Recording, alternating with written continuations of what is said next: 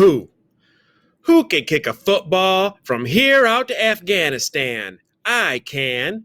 Who fought tigers in the street while the police ran and hid? I did. Who will fly and have x-ray eyes and be known as the man no bullet can kill? I will. Who can sit and tell lies all night? I might. Ridiculous Rose. Her mama said, "Don't eat with your fingers." "Okay," said Ridiculous Rose, so she ate with her toes. Where the sidewalk ends.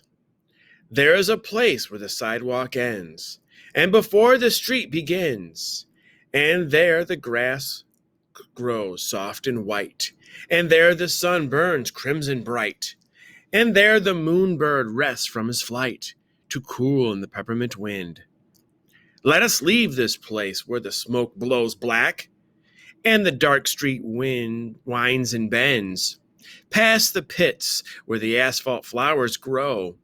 We shall walk with a walk that is measured and slow, and watch where the chalk white arrows go, to the place where the sidewalk ends. Yes, we'll walk with a walk that is measured and slow, and we'll go where the chalk white arrows go. For the children, they mark, and the children, they know the place where the sidewalk ends. Snowman. 'Twas the first day of the springtime, and the snowman stood alone, as the winter snows were melting, and the pine trees seemed to groan. "Ah, you poor, sad, smiling snowman, you'll be melting by and by," said the snowman. "What a pity, for I'd like to see July. Yes, I'd like to see July, and please don't ask me why. But I'd like to, yes, I'd like to, oh, I'd like to see July."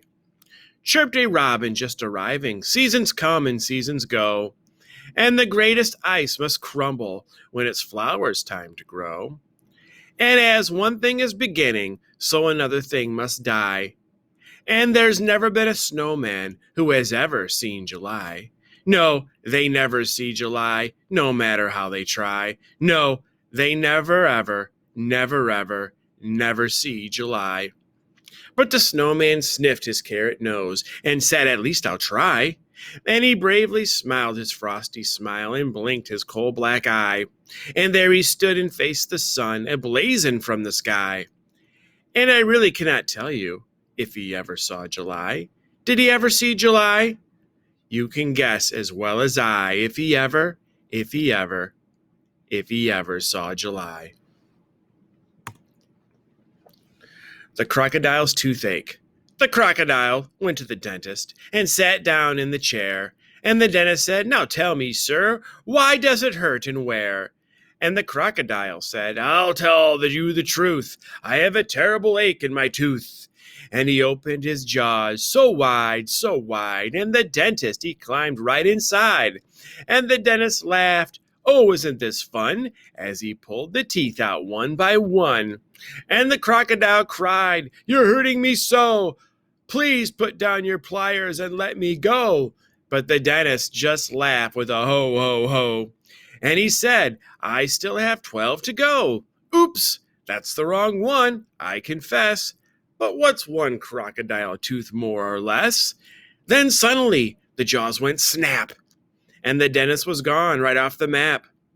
And where he went, one could only guess, to north or south or east or west. He left no forwarding address. But what's one dentist, more or less? Thumbs. Oh, the thumbsucker's thumb may look wrinkled and wet, and withered and white as the snow, but the taste of a thumb is the sweetest taste yet, as only we thumbsuckers know. Wild boar.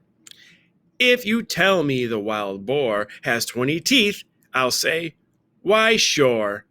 Or say that he has 33, that number's quite all right with me.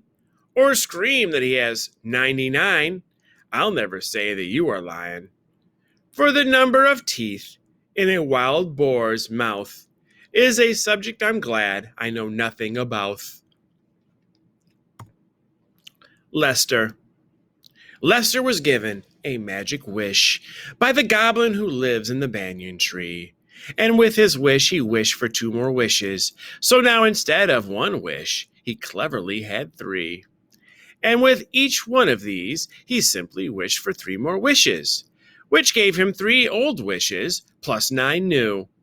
And with each of these 12, he slyly wished for 3 more wishes, which added up to 46, or is it 52? Well, anyway, he used each wish to wish for wishes till he had 5,7,018,034. And then he spread them on the floor and clapped his hands and danced around and skipped and sang and then sat down and wished for more and more and more. They multiplied, while their people smiled and cried, and loved and reached and touched and felt.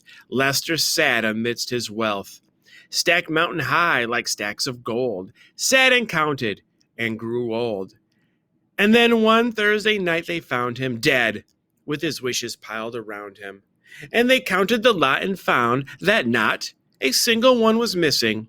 All shiny and new. Here, take a few. And think of Lester if you do. In a world of apples and kisses and shoes, he wasted his wishes on wishing. Sarah Cynthia Sylvia Stout would not take the garbage out. Sarah Cynthia Sylvia Stout would not take the garbage out. She'd scour the pots and scrape the pans, candy the yams and spice the hams.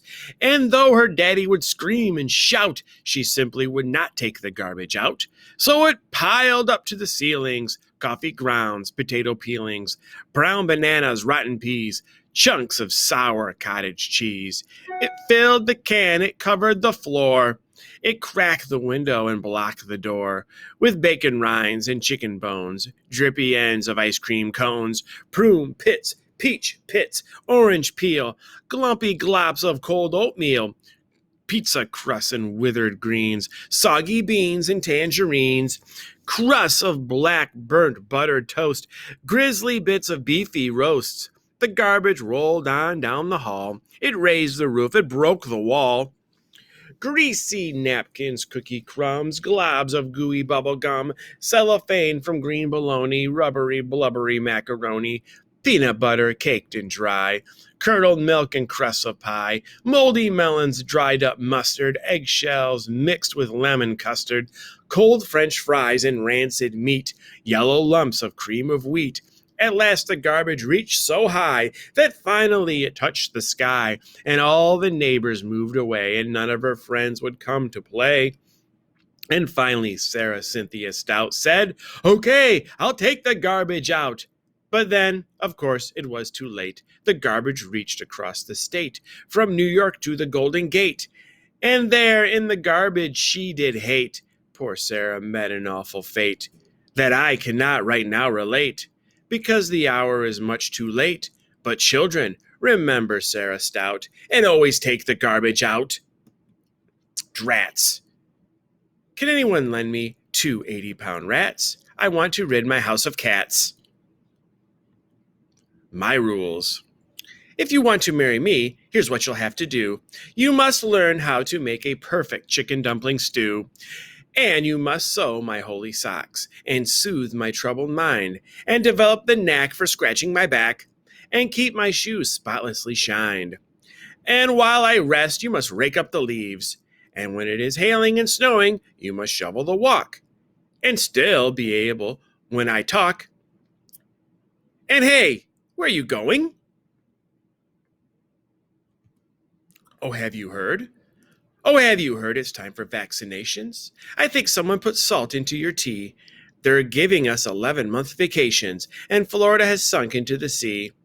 Oh, have you heard the president has measles? The principal has just burned down the school. Your hair is full of ants and purple weasels. April Fool.